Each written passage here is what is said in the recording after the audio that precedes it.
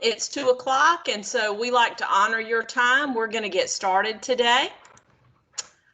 I'd like to welcome you to the Office of Educator Effectiveness and Leadership Development's second virtual office hours for the 2020-2021 school year. We're so glad you can make it with us today. This is Beverly Flythe. I'm joined today by our Office Director, Lila Toll-Monsager, and our team, Faye Colley, Rodney Evans, Dr. Julie Hartwell, and Dr. Kim Howard. To orient you further with your controls, let's go over what you see on your screen. Let's go over your Microsoft Teams control bar. As we begin, please locate the chat box, then type in your name and district if you haven't already done so.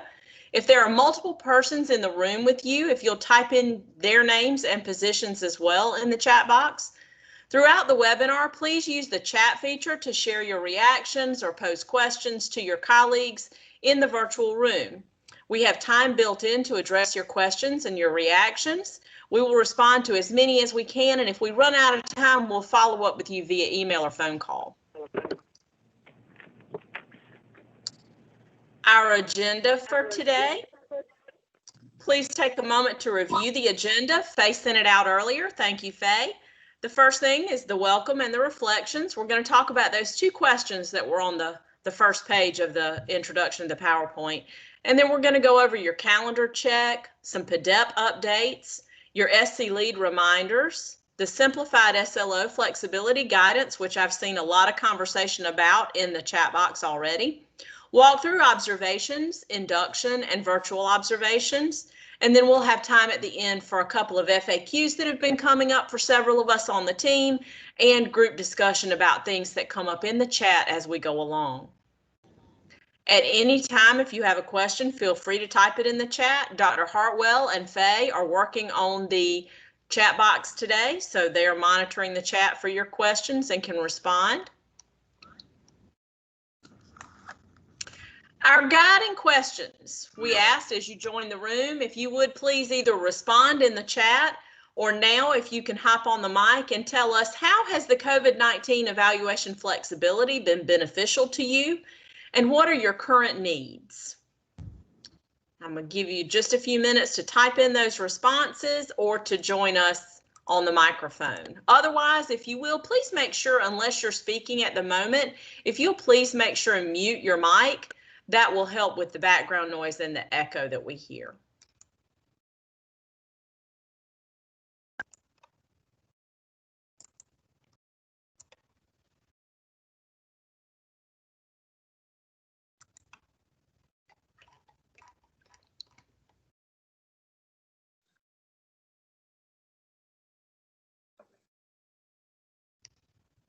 Anybody want to hop on the mic and share your response? How has the flexibility been beneficial to you in your district?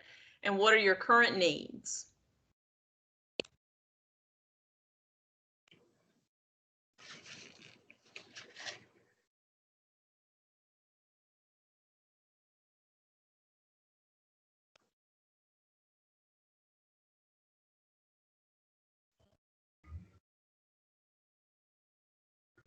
Anybody on the team want to share something that stuck out to them in the chat box?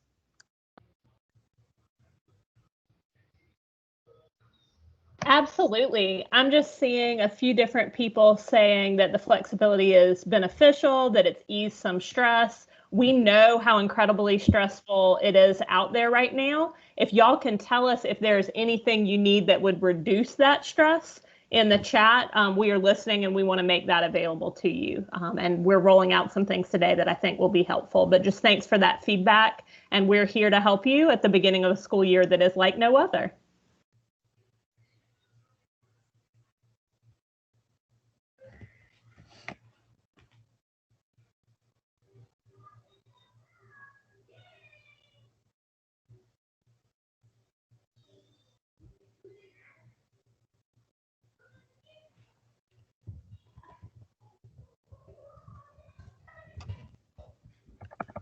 I see we need PCS, I wish we could flip a switch for you and give you your new SC Educator website.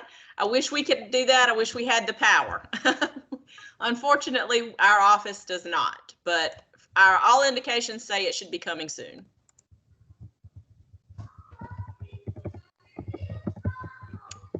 All right, we're going to move on.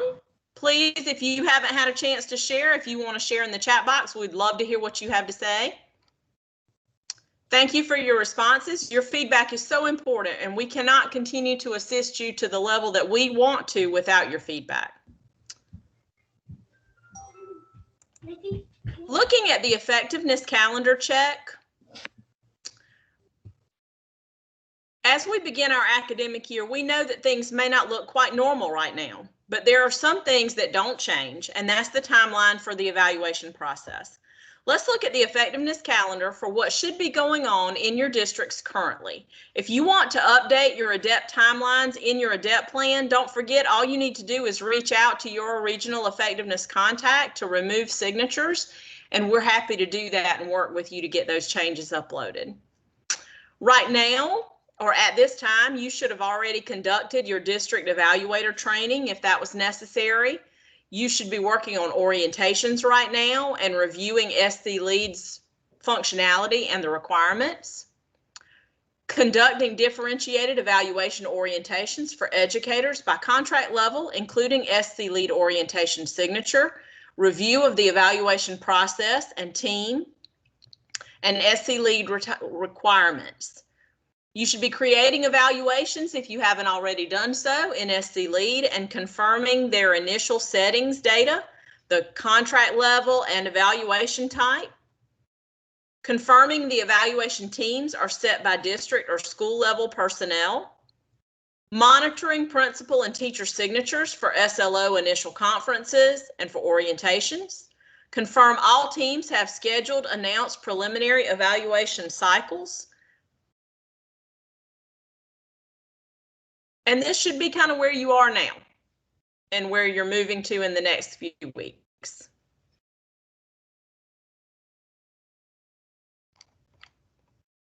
Some PDEP assurances updates from Dr. Troffler. Dr. Troffler asked me to share with you that according to the PDEP guidelines, the PDEP deadline for principals to complete their principal's professional development plan and orientation conferences is September 15th. However, due to COVID-19 and delayed school openings, this deadline will be extended this year only until October 15th, 2020. Within sclead.org, the evaluator and principal should complete the orientation conference page. On this page, the evaluator and principal sign for annual assurances by checking yes or no that these steps were complete. As you can see on the screen, the two annual assurances state that these tasks were completed by September 15th. If you're unable to meet that deadline of September 15th, we ask that you check the box no. A text box will then appear for you to type in a comment. Once you explain why the assurance was not met, you'll be fine. An example reason or response may be due to COVID-19, the state deadline was extended to October 15th. We met on September 30th and discussed the PDEP standards, criteria, guidelines, procedures, PPDP, schedule for observations, feedback, and supports. So again, your deadline has been extended to October 15th due to COVID delays. And you'll respond to that if you aren't ready by the 15th. If you are ready by the 15th, then you just simply check yes in your assurances. If you need to take advantage of the delay or the extension, you will click no and fill in the chat box or the text box that drops down. That's for PDEP assurances. And now I'm going to hand it over to Faye with some SC Lead reminders. Thanks so much, Beverly. I just want to acknowledge some questions in the chat box that relate to this section. Bobby Bear was mentioning earlier that some of the educators are not able to sign their orientations, so please make sure that the evaluation records are created before, and their orientations are created before you request them to sign an orientation. Otherwise, they will get that message.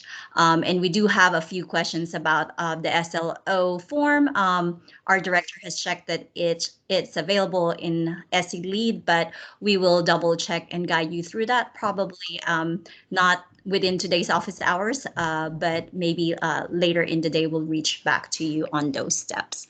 But now going to the SE Lead reminders. On behalf of our team, please make sure that you remember that it's the time to be creating those records, evaluation teams, and orientations. And if you haven't done so, to please create them, and we'll go over a few bulk tools to help you with that in SE Lead. So for creating the evaluations in bulk, let's first remember why you need to create them. Districts can utilize SLEAD.org to document the evaluation records of educators required to go through the ADEPT evaluation. So creating these records will allow for that documentation process to begin. So for the steps, go to your district dashboard. On the left vertical menu, click Evaluation Generator under ADEPT tool. So that is shown here on the upper left screenshot. Then you will see a new page pop up, which is on the screenshot on the upper right. On that page, make sure that the academic year is 2020-2021. That should appear automatically, but just make sure that it is correct. And then click the school you want to create evaluations for. At the district level, you can create it for your entire district. So if you want to choose multiple schools, just highlight those, or if it's all this, if you want for the whole district, you don't even need to highlight anything. You can simply hit next, and it will then generate a page that's similar to the lower left screenshot with a list of educators that SELead.org is expecting evaluation records for. If you've checked this list and everything is correct, these educators need evaluation records created, you can simply hit select all and then click submit. And then you will see a message appear, which is the one on the lower right screenshot, confirming that you have created evaluation successfully. And then I just want to show you that this report exists inside SELead.org. We are not going to go in depth, but this report, which is the staff evaluations ADEPT report, will help you ensure that you have set up the evaluations correctly. So this example is pulled from 2019-2020. But when you pull this should automatically also say 2020-2021. So how you get to this, you go to the ADEPT reports, again from your dashboard's vertical left menu, and select Staff Evaluations ADEPT Report. You want to compare the staff position type, which is in column K, the staff evaluation type, which is column L, with the evaluation type, which is column Q. It should make sense, such as in this example, which shows classroom-based pretty much for all those columns. Double check as well that the staff role, or column M, for those you are evaluating, that the role, the staff role, is educator. And just a reminder, columns K, L, and M pulls from the staff list details. So if any of these are wrong, you will have to go to the staff listing and correct the details there. I would also point out to review the evaluation model column P. Classroom-based teachers are all on expanded ADEPT SETS model or locally developed model, depending on your approved ADEPT plan.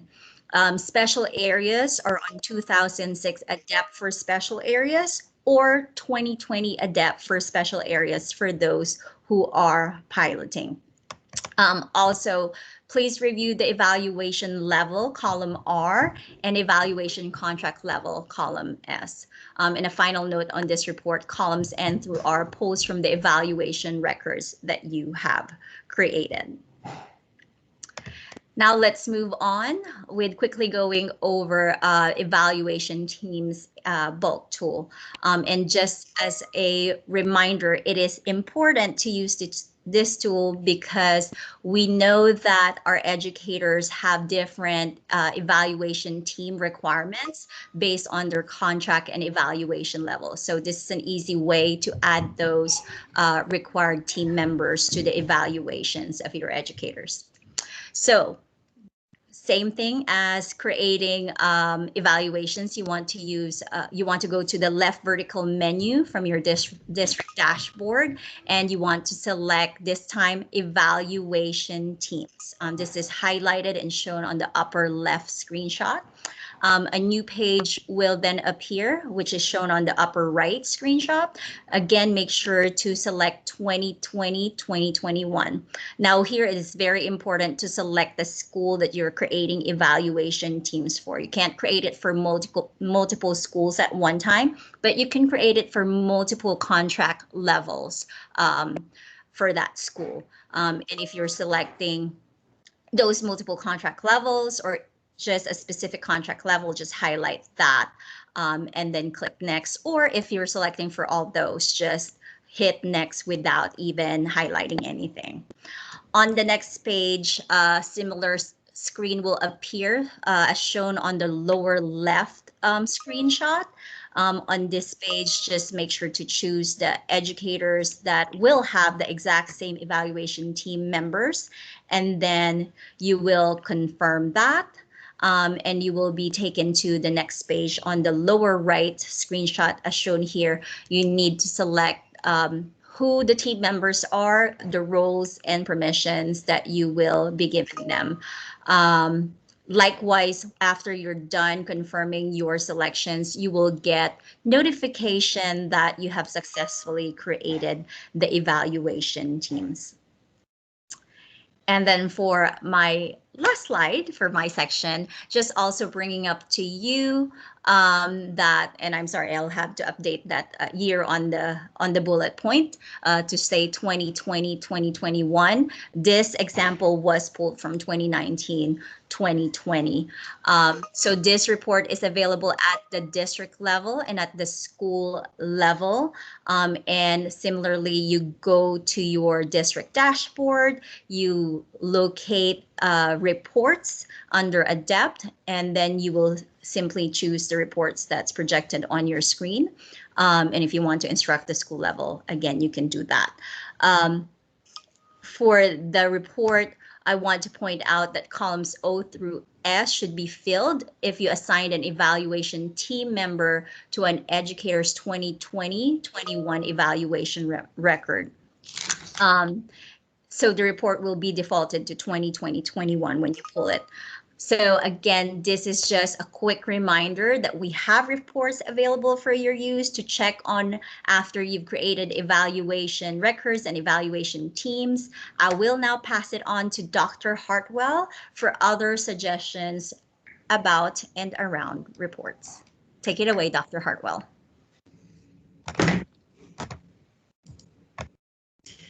Thank you so much, Faye. Kind of piggybacking on what Faye presented, just wanted to share some information with you at the beginning of the year about how you can use the reports to not only get the year started, but also to kind of help you manage the process as you go throughout the year. So on this page, you see the staff evaluation observations report. I'm not going to go through all of the reports. I'm only highlighting 3 here today. But you have reports at the district level, and then the principals and school level Adept administrators have a smaller list of reports on their school page. But to get to the reports, you just click on districts and schools. You'll see a link at the bottom of the left-hand menu. You have access to both Adept and PUDEP reports if that's your area of responsibility. You click on Adept and then you'll see the reports that are available to you. So let's first start off by just talking about the staff evaluation observations report. This report is going to be really helpful to you this year because it shows all of the evaluations, all of the observations and all of the walkthroughs that have been conducted across the district if you're on the district page, and at a particular school if you're on the school page. This is going to be particularly helpful for you following the flexibility. If you choose to, we set the floor, you can always do more. But if you choose to follow the flexibility for the induction contract, that induction teachers can have a walkthrough in the preliminary cycle. So here you could find the name of an induction teacher and make sure that they have a walkthrough for the preliminary cycle and an observation for the fall cycle. You'll know which type it is if you look under here. as I have displayed by the second blue arrow under column V where it says observation type.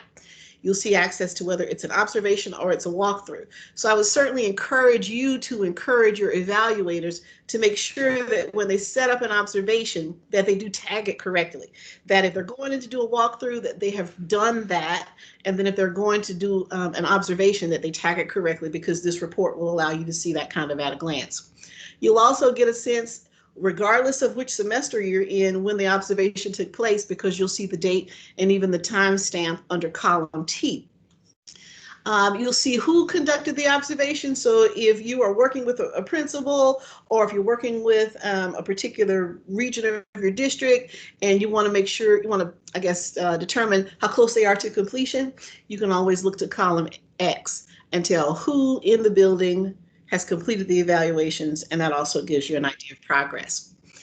You're also able to see under columns Y and Z if the observer has signed it, and just as important, if the educator has signed it. And we always encourage the educator to sign for transparency. On the next page, you are going to see the evaluation SLOs report. So before I talk about this one, I just want to bring to your just remind you rather that these are fully functioning Excel spreadsheets when you pull up a report. So it's going to be able to pivot, it can sort, it can filter. So even if you're looking at all of your district's data, you'll be able to pop back in and be able to manipulate that data just as you would any other spreadsheet. So here on the evaluations SLO report, you not only can tell the teacher's name under columns F and G, you can tell the name of the particular SLO under column O, but if you are using SC Lead to manage the SLO process, some of you are and some of you aren't, but if you are using it, you can pull this SLO report and also track signatures. Who signed it, if the SLO approver has signed it, and if the educator has signed it. The good news is that even with us using the new simple SLO form, SC Lead will still track the same signatures that you've been used to doing, even with the new form. So you'll still have options to sign for the educator and the evaluator at the preliminary, the mid-course, and the final evaluation. So that's good news. On this next page, you'll see the yearly evaluation results and indicators detail report. This is a particularly favorite one of mine because it tells you at a glance how every single observation in your district, how that teacher performed by the performance level. So by frequency, you can look at the columns and tell whether or not that's an indicator that a school is struggling at. You can sort this page for a particular school. You can sort this page by a particular content level, by teachers at a particular grade level, and look at the frequencies of 1s or 2s or 3s or 4s and get a sense of what training might be needed, what support you might need to provide the principal at the school level, how you might be able to allocate funding for different resources to help a department or a grade level that might be, educators in those departments or grade levels that might be struggling. So just wanted to point out the reports that are available to you. And Beverly, are we at a point where we're going to stop for questions, or are we going to move forward? We can pause for questions.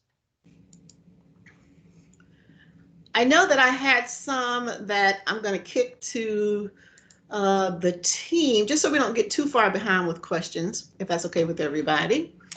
We've answered several of these. The new SLO template is loaded.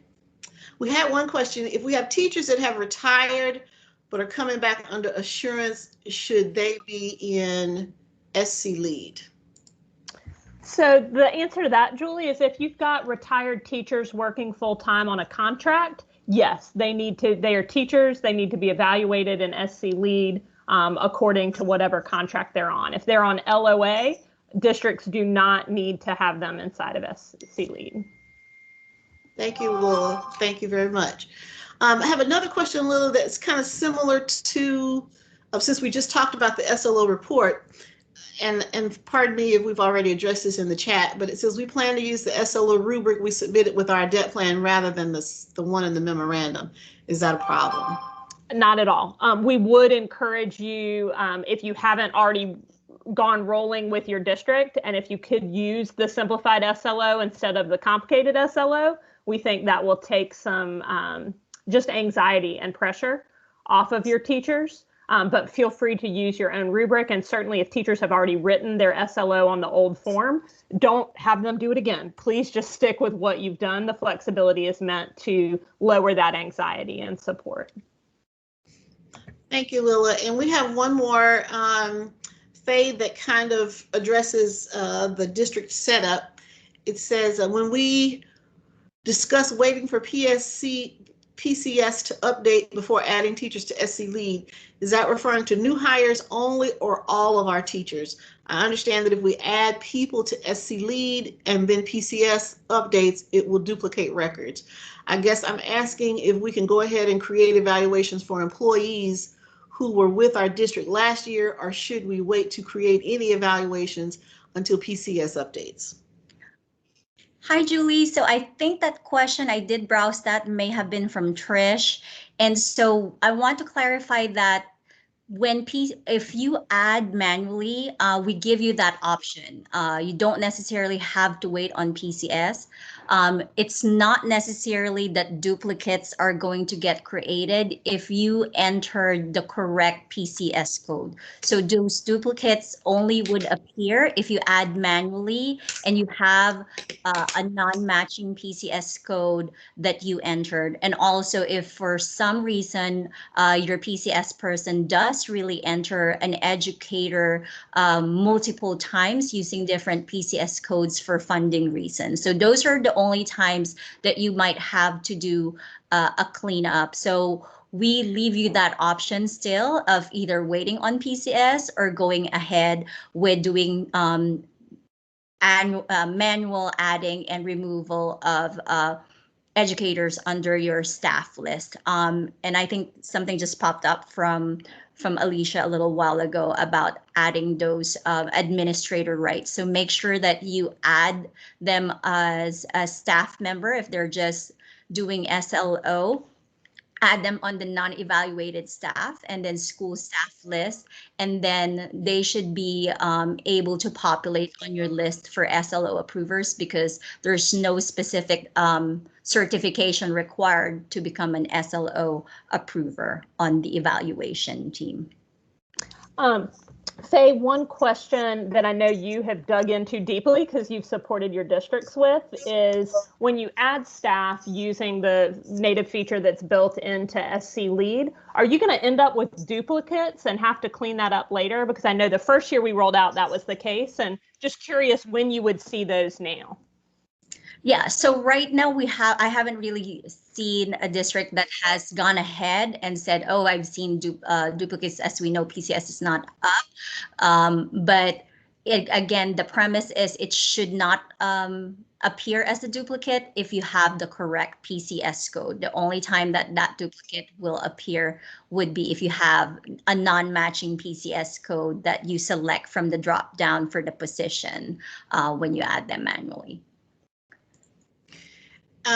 Thank you, Faye. Thank you, Lila. We have gotten some feedback about finding the SLO form, that maybe the simplified SLO form is not in there. We will just give it a double check and certainly touch base back with everybody. Another question that may be applicable to a couple of you. We had a question from Dr. Staggers. Are you required to load the walkthrough in the system for the induction teachers? And Dr. Howard has addressed that yes, a walkthrough or observation must be entered in the preliminary cycle in order to complete the evaluation. If you're an import district, of course, you're handling that a little differently, but otherwise you are expected to have that walkthrough or observation for induction entered into SC Lead. And we're going to go through and just collect other questions. I think we have one more from the beginning. This was in connection to another question. Do we need to contact NIET or in-state admin transfers, or will their certifications pull in once we add them to the staff roster? Do we need to contact NIET or in-state admin transfers, or will their certifications pull in once you add them to the staff roster? The certification for SCTS is connected to the person record, so that travels with them. You don't have to contact NIET if you get a new employee. That should be already embedded in their record. If you do find some disconnects between your the list of folks that you believe are certified, you can always reach out to NIET, but you don't have to do that as a particular course of action at the beginning of every year. Okay, we're going to keep going, and I'll just keep surfing for other questions, and when we take another break, we'll try to get to some more. Thanks, everybody. Thanks, Julie. I think you're up next.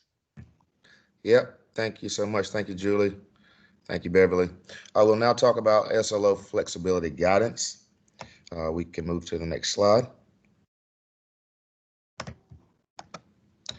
All right. So no need to panic. Greetings, everyone. Hope you're having a great day.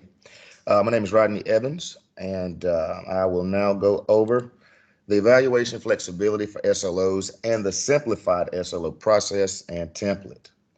Our effectiveness team have gotten feedback from.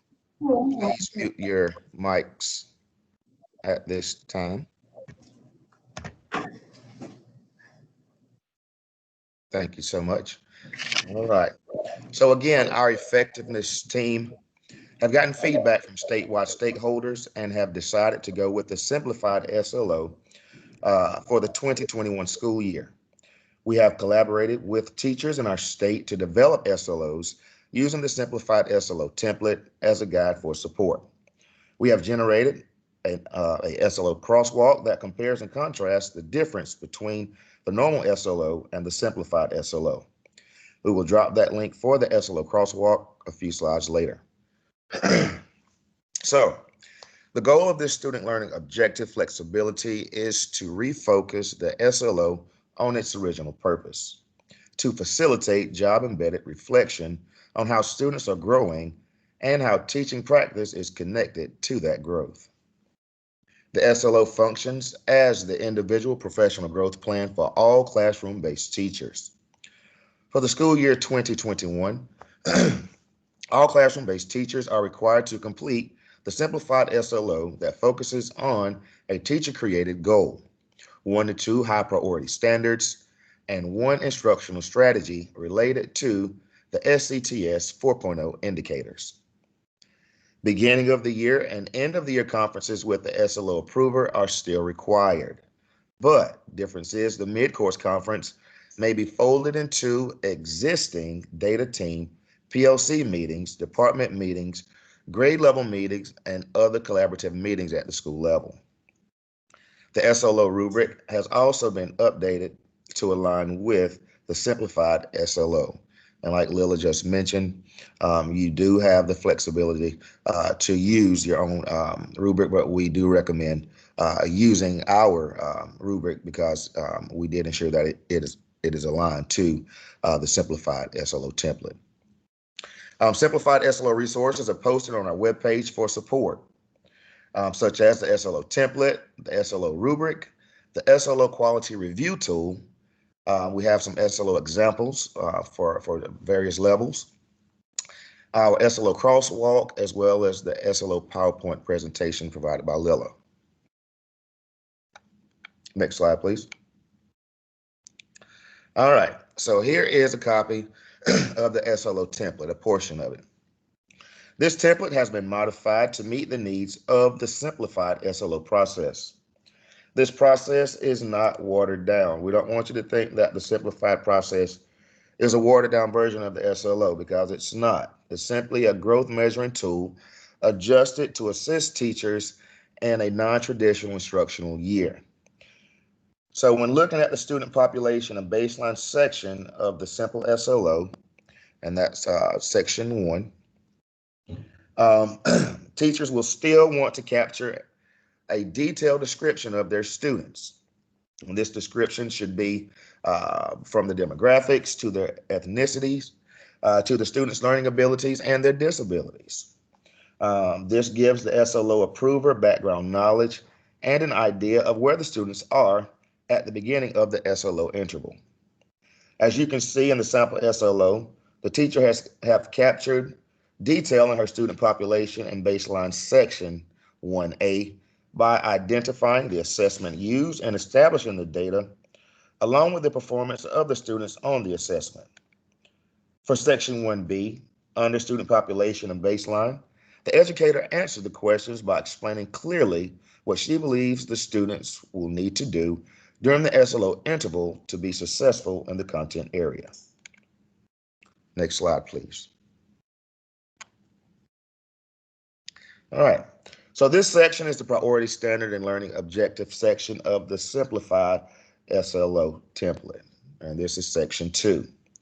We're asking educators to only focus on 1 to 2 high priority standards and indicators or the South Carolina profile graduate competencies that will provide the basis of the SLO.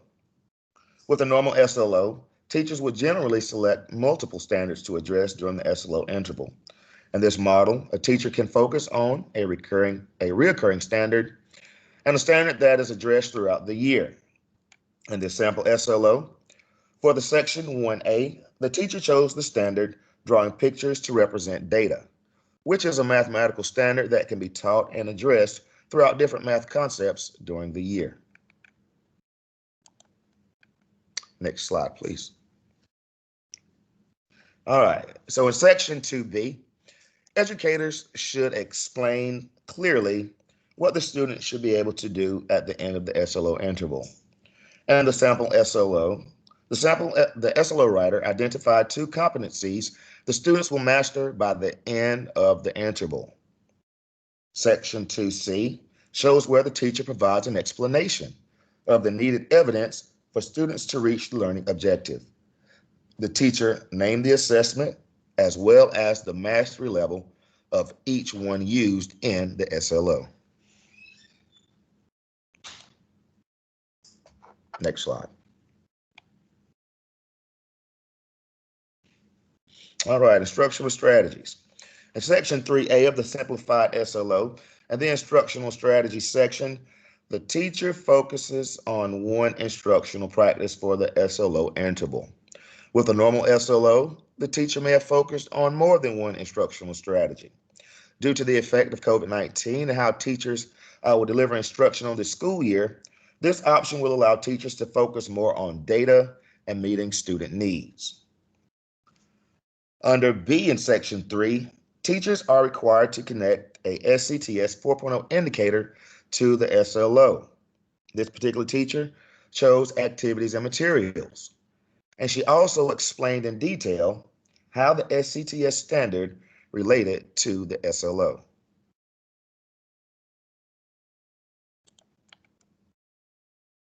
All right, moving right along. In section 4B, the teacher is able to reflect on the SLO process and describe how the SLO informed instructional practice, goal setting, or any PD plan for the next year. And again, we have these examples on our SLO website, and you'll be able to look more in depth at the content inside of the SLOs. All right, in section 4C, the SLO evaluator completes the ratings. Here, the SLO scoring rubric will be used to score the SLO. At the bottom of the page, all signatures and dates are required. Of course, if using SLE.org, educators can sign digitally. Again, we're going to check on the SLO template and SLE and see what's going on, and we'll ensure that the simplified template is uploaded as quickly as possible. All right, so for conducting conferences, the preliminary and final are mandatory. The preliminary and final conferences are mandatory. Again, but the SLO mid-course conference can be incorporated into a department meeting, grade level meeting, PLC, or other collaborative meetings. If adjustments are needed for the SLO, the mid-course is still the time, so that has not changed. The mid-course is still the time in the SLO interval for the evaluator to allow adjustments for the teacher. Adjustments are generally made if students are not close to or have already met the SLO objective. Again, please mute your mics at this time. All right, we have the SLO crosswalk that I mentioned earlier that you may have seen already. I believe that we sent it out to our DEP leads, district leads. And that shows the differences and the similarities between our normal SLO and the simplified SLO. I believe someone is going to drop that link at this time. If you're if you've been assigned to drop the link, I believe you can, now's the time to go ahead and drop the link for the SLO crosswalk. Thank you, team. All right. And again, please refer to our SLO website. I saw Faye had put that link in the chat for support. And also feel free to reach out to me directly, or feel free to reach out to your ADEPT contact at the state level. This concludes the section on SLOs, and I'll take any questions that you may have at this time. You can come on the mic or pose your questions in the chat box. Thank you so much. Ronnie, just one point of clarification. The link that Faye has dropped in the chat box has the link for the samples of simplified SLOs, the crosswalk, all of the SLO resources are in that link that Awesome. Faye's already put in the chat box. So thank you for highlighting that. Just a couple of questions from earlier. And I think one of these has already been answered, so I won't go through that one, but will the SCTS 4.0 rubric offer flexibility to our teachers? And I think we know the answer to that. It is still going to allow them to select whatever their focus is. In terms of how you measure student improvement, student performance, that is of course left up to the districts. We want to encourage districts not to put more restrictions on the selection of that process in terms of what pre-post tests they use, how they measure. You still can provide flexibility there. So we don't want districts to necessarily make it more complicated than it needs to be, but we certainly do believe that the simple form as well as our prior process do indeed provide flexibility to teachers. We had another one that maybe the team can also help answer. How do virtual teachers complete an SLO if their role is more of management and check-in as students go through a program for instruction? Can anybody help field that question? Yeah. How do virtual teachers complete an SLO? Go for it, Rodney. Yeah. Like I mentioned, they will still pick, 1 to 2 priority standards that they feel that the students could master over the course of the SLO interval. And, just use data and be able to provide that support and be able to, just show growth using some type of assessment at the beginning of that interval and one that can be used to measure at the end of that interval. So it can look different than last year, of course, in a virtual environment. They possibly could be limited to provide some interventions and things like that. So, teachers would have to do the best that they could to try to meet students when they see that they're having issues meeting the SLO goals. But I would say choose an assessment that can measure maybe one priority standard that, again, is a recurring standard throughout the year, and try to use that assessment to at the beginning of the year and that post-assessment to measure growth for that standard. Okay, Julie, we're going to keep moving to the next section and take the rest of the questions at the end. Yes, ma'am.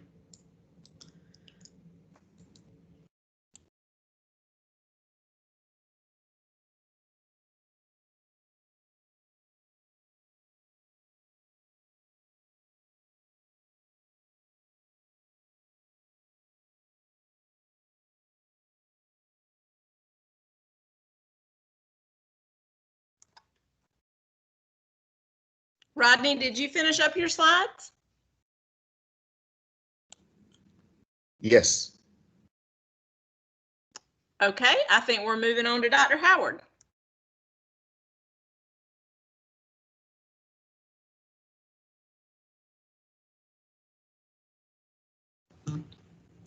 All right, so good afternoon. We've been getting some of your questions, and you guys saw here in the chat, a lot of them have been about the classroom walkthroughs. So we're just going to take a few minutes to talk through some of those questions. So recently, our office did release some provisions that allowed for evaluation flexibility due to COVID-19. Among that flexibility is the option to replace the required preliminary cycle observation for induction teachers with a classroom walkthrough. If the district chooses to conduct the observations as normal in light of the flexibility, that option is still there. You can still do the full observation, but either the walkthrough or the observation must be entered in SC Lead in order to complete the evaluation. The final cycle observation is still required, and only those classroom observations, not the walkthroughs, will be calculated in the educator's overall results. So keep that in mind. The walkthrough is required, but only the observation will be a part of the scoring. So when conducting a classroom walkthrough, the focus should be on a specific indicator or a specific set of indicators. Best practice is for teachers to know in advance what those target indicators will be. The template for the walkthrough is the same. It is the same as the template for the observation, but the difference is that with an observation, all indicators must be rated. A walkthrough will allow you to select which indicators you're rating.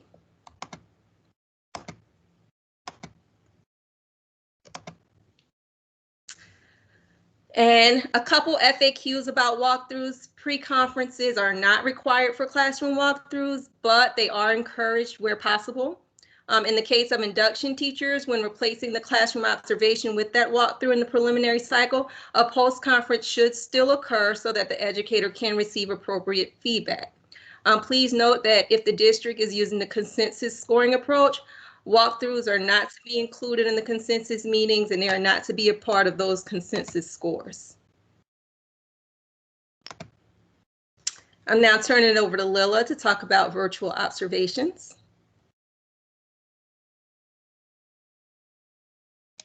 Thank you so much, Kim. And I just put into the chat, we'd had a question about where is that PowerPoint that Rodney is referencing. It's on our main effectiveness page with all the new forms as well as the more general resources for effectiveness in general.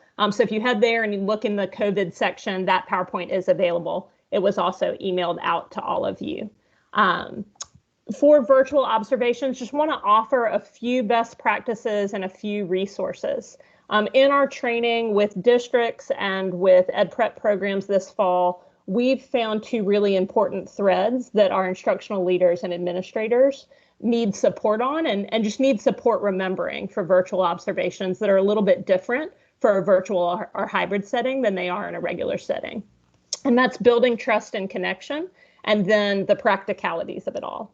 So y'all are all highly literate. You don't need me to read to you, but I will highlight a few things that have really resonated with the evaluators we've been working with in the past few weeks.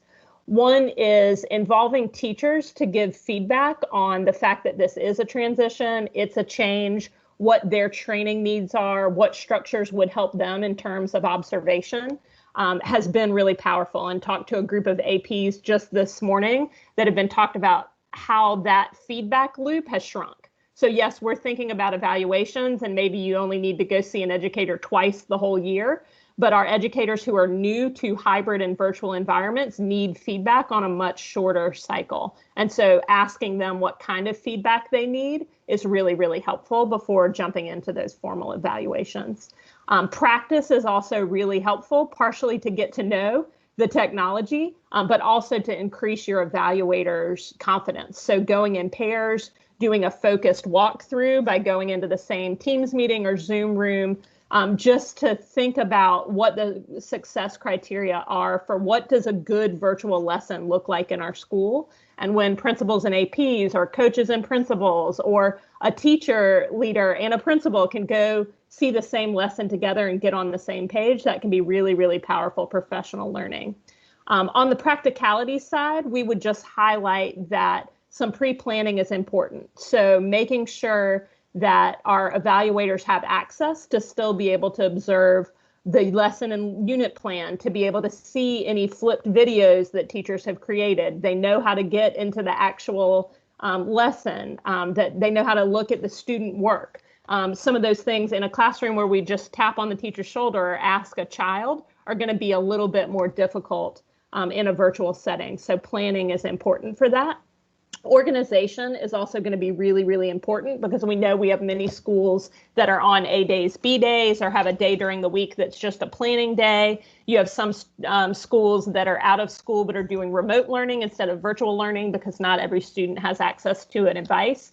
So we do have some links in here that we have used with our School Leadership Institute to example trackers for which teachers you're observing when, calendars, some protocols that have been really helpful for doing co-observation, and also some coaching questions and some equity data protocols that in particular, if you're doing those walkthroughs together, can help you calibrate on what makes this a really strong lesson.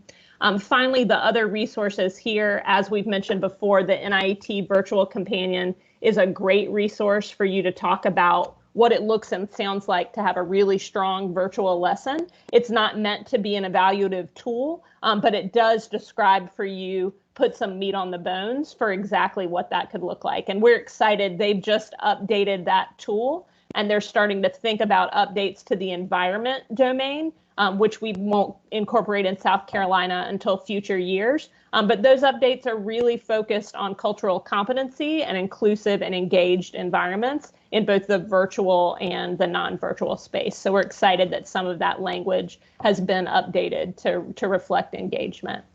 We do have that link here on the slide to that page I just shared, where all our ADEPT forms, our PowerPoint for rolling out are available. I've also dropped into this slide just a folder of an introductory workshop we've done a few times different places in the state with different groups that helps lead instructional leaders through the process of thinking about how did they change their coaching up. And so that's worked okay for us. We do have a video of the last time we did it, so I'm going to try to chop that up and get it out as a self-paced module sometime this fall. And we can go to the next slide. We'll spend the last bit of our time on questions and FAQs.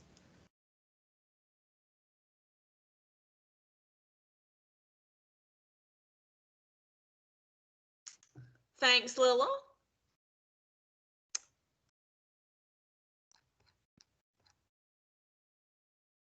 As you can see on the slide on the screen, September 9th, 2020 is the last Special Areas Train the Trainer for the fall. If you have not identified your Special Areas Manager to handle the change to the Special Areas Evaluation Model, please contact me directly. District ADEPT coordinators or HR directors must send the name of their district Special Areas Manager, one per district, directly to me at bflythe@ed.sc.gov. Once the Special Areas Manager has attended the Train the Trainer, then they will receive access to assign evaluators to be trained in Moodle. You have to be trained as a trainer before you can assign evaluation. The next Special Areas is again September 9th. The link is in the slide to the registration if you need to register someone for the Special Areas Train the Trainer. For those districts who have not done so, please send the name of your Special Areas Manager to me. Next slide.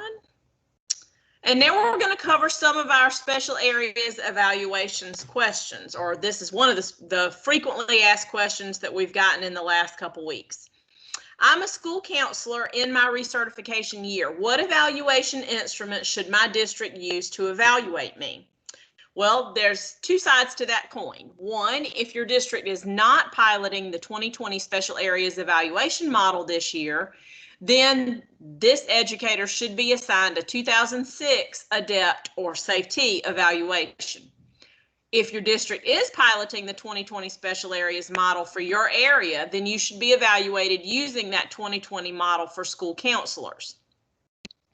As a side note, remember that this is a change advocated by our focus groups last year, which resulted in the component being added for the 2020 guidelines for all three special areas that you would be evaluated in your research year. The 2003-2006 ADEPT guidelines for special areas did not call for a fifth-year research evaluation. So only those who fall under the 2020 will need to be set up with an evaluation. Question number 2, evaluator certification. Some of us are near the end of the 3-year mark for our NIET certification and need to renew soon. When will the first SCTS certifications expire? How will I know? How do evaluators renew? If potential evaluators don't pass the test, do we need to verify any type of refresher training? Your NIET evaluator credential will expire on the month and date you see on your certificate 3 years from the date you received it.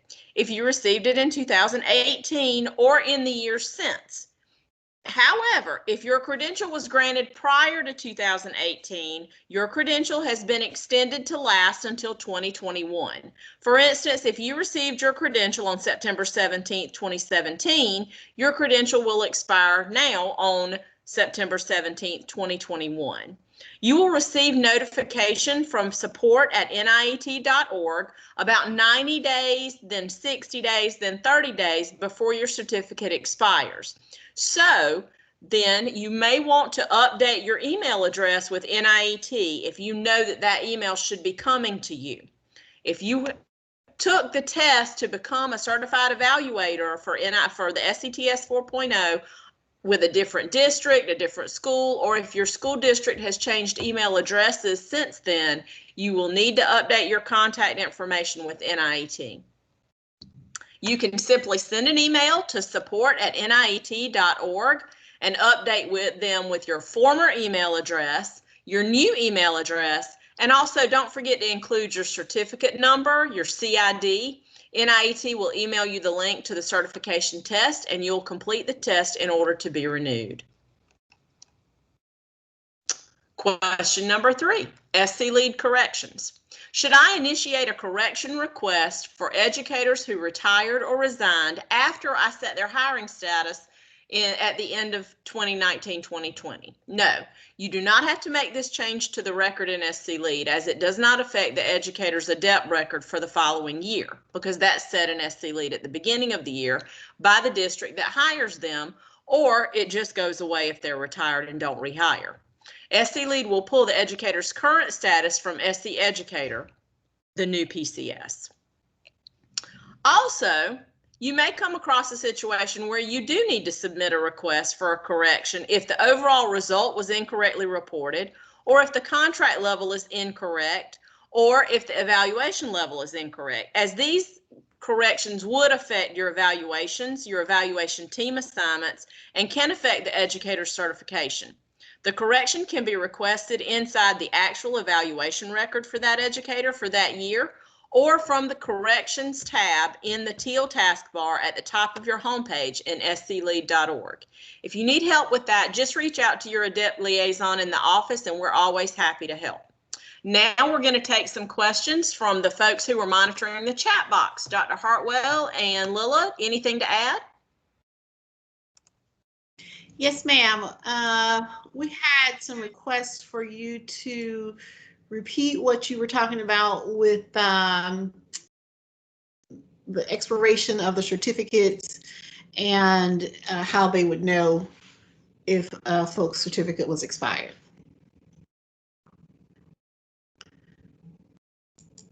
Beverly. Okay, when the evaluator who is certified through NIET should be able to tell from their certificate, if they still have it, The district folks can run a report in SC Lead or can run a report in the NIET portal for when those evaluations those certifications will need to be renewed. I think she's referring specifically to that year. Anybody trained 2018 or prior, they will expire in 2021 because everybody got that kind of grace extension if they implemented early or if they trained early and certified early. So anybody trained 2018 or prior, they expire on the month and day that they tested in the year 2021. For everyone else trained after, it would be 3 years from the month, date, and year that they became certified. Thanks, Kim. I couldn't see the chat box, so I didn't know what the questions were. We had another question. Is September the 9th only for districts going through the pilot? No, it is not. It's open to any district or ed prep program, but we do, if you intend to pilot for 2021, you do have to have attended the training. Someone for your special areas manager has to have attended this training either prior to this or this is their last chance to be able to implement the pilot for the fall. So if they intend to pilot and they have not yet sent their special areas manager through Train the Trainer, they will need to take advantage of the 9th. The 9th is the last training for 2021 for Train the Trainer. So Beverly, we have another question. Beverly and the team, what will the GBE look like for speech language professionals in a district that is piloting the 2020 special areas model? Julie, those forms are in SC Lead already, and for an SLP, it's going to be a goal based on one of the new rubric indicators if they're using the ADEPT 2020 model. Thank you. Megan had a question. Can we have a special area manager for each of the 3 areas, SLP, library media, and school counselor?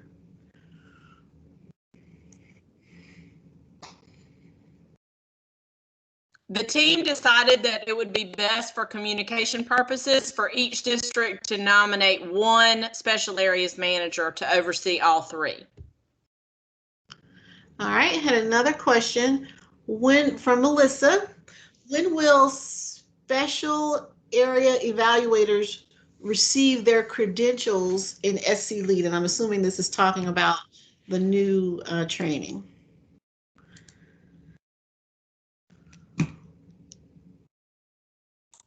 Since Dr. Howard is in charge of inputting those credentials, I'm going to let her answer that. I don't know that I have an update on that.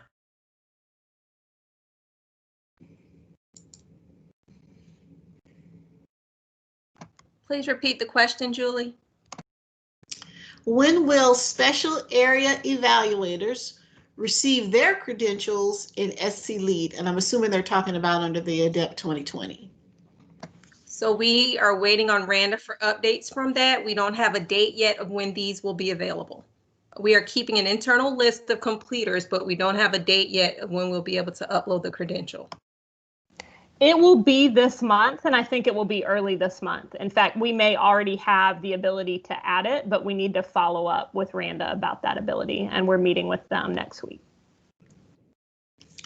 Dr. Canada had a question. Will SC Lead remove the requirement for teachers undergoing recertification that their scores not have anything less than a 3 since there's no required observation in the final cycle?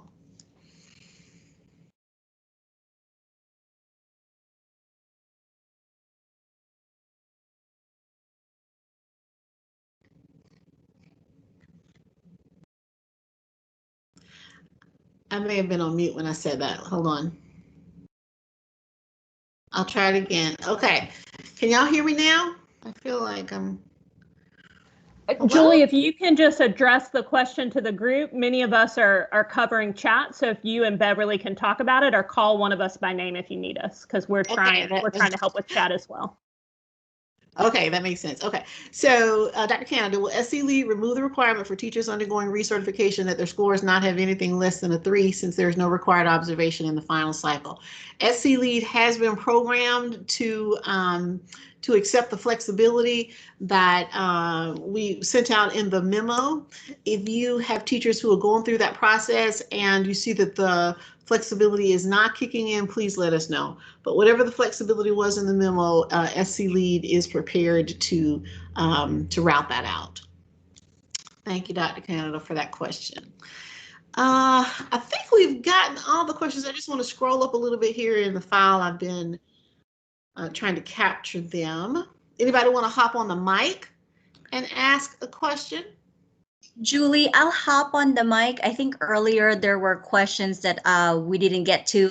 Thank you everyone for having your questions ready. There was a question earlier about the evaluation cycle, about 45 days per cycle, if that's still in effect. And yes, that's still in effect. That is best practices. If we have to count those hybrid days, let us know. I think that was one of those questions that I've seen earlier. I couldn't quite scroll back and find who that question was from again, but that was asked earlier. Thank you, Faye, for that. You're welcome. Willa, we are over 5 minutes, so I think it's just a time of year where people have a lot of questions. Of course, you are free to go if you need to go, but if folks have more questions, we're happy to stay on the line. And I'm happy to address, we've been getting, we've got like a 3-way conversation going on in the chat with Trish and Larry and myself, and I'd love to open it up to others.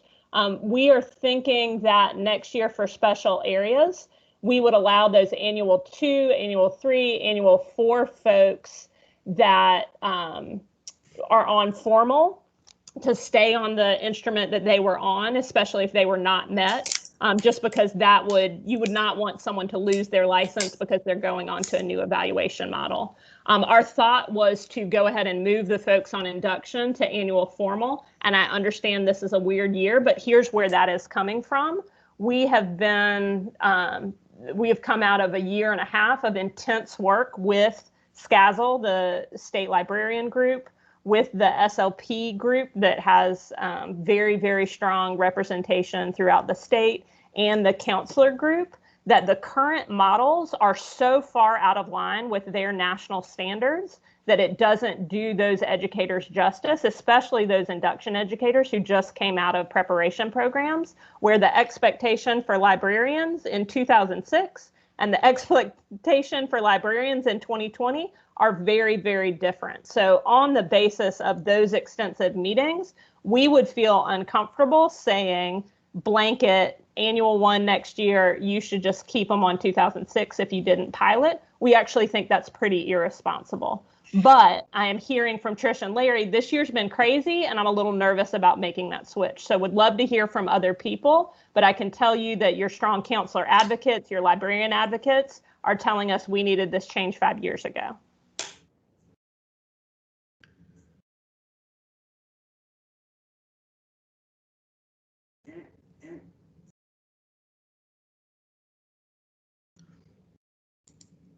We had another question, team. Please help me if we've already answered it. This is from Abby. If a district doesn't have a district level director of guidance or media specialist, can a school level staff member serve as the district special areas manager? Sure, absolutely. Especially in smaller districts, we know that that's going to need to be the case. Okay, thanks, Lola. I scrolled down and saw that you'd answered it. Thank you. Any other questions y'all want to hop on the mic and ask as we scroll through the chat to make sure we've addressed all of your questions? Yes, thank you. This is Daniel from Richland One. I got knocked out for the last 20 minutes or so. Hey, how you doing? Good to hear from you. I got knocked out for the last 20 minutes or so, and I was kind of scrolling back up through the chat just to see what I missed. 2 things. One, is the PowerPoint out there somewhere? Because I wanted to see. It looked like there was some discussion about the new pilot, and I I missed that part of the discussion, unfortunately. About the new special areas pilot? Yes. Yes, the main discussion was that the last training for your special area manager or someone from your district to attend is going to be on September the 9th for Train the Trainer. That's the big push that you, first of all, need to send somebody, you need to let Beverly know who your special areas manager is, and of course, send someone to the training if you haven't already done so. Yeah, we got all that. Thank you. Yeah, Okay, I saw that 9th. I didn't know if there was something else going on. Okay. No, sir, that was That's it. good. That's it. Good. Okay, I feel good. And And we're still moving forward with it. We have a handful of counselors, and I have one speech language professional. So we're still moving forward we're doing it for our induction people. Yes, sir. And one other part was once the folks complete the evaluator training for the 3 special areas, when would their credential appear in SC Lead? And we are working on getting that working with Randa to get that populated. I saw that. And Yes. I sent out an earlier chat message about, at least I'm seeing it on my end. Hopefully it'll all work out all right. But the SLO part appears to be like the old format still, not the simplified one. Willa has already contacted Randa about that, and they have to get rid of one of the fields, and they're going to release something either today or tomorrow, hopefully by the end of the week, that is the actual SLO form. Simple. Daniel, I'm looking at the response from Leslie right now, and she says that, let me pull it up. Of course, my window just closed. Yeah. That for that idea, it should be the new SLO form, but it is seeing the same issue that I saw, that assessment date section hasn't been removed. So they're going to take that assessment date off, but for that CID that you're seeing, the questions, the section 1, 2, 3 should be the right ones. Yeah, because it still had in there, and that's the only reason why I questioned it.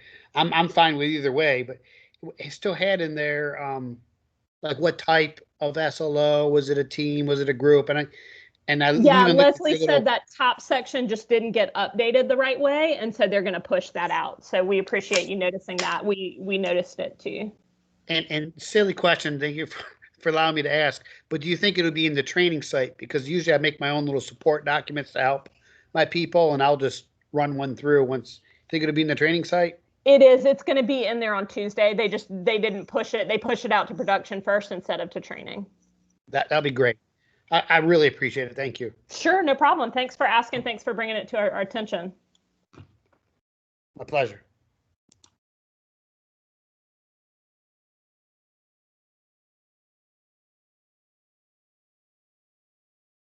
We know that several of you had other appointments to get to this afternoon and other meetings. We so appreciate your time and what you're doing for the students and teachers in South Carolina.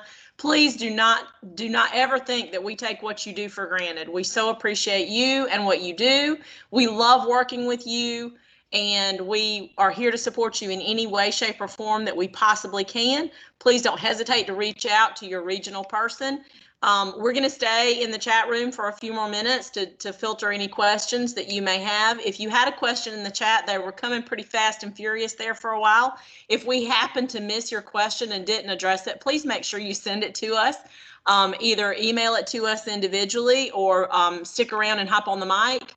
Like I said, we're going to stay in the room for a few more minutes to field any extra questions or anything that we overlooked somehow. We apologize if that happened.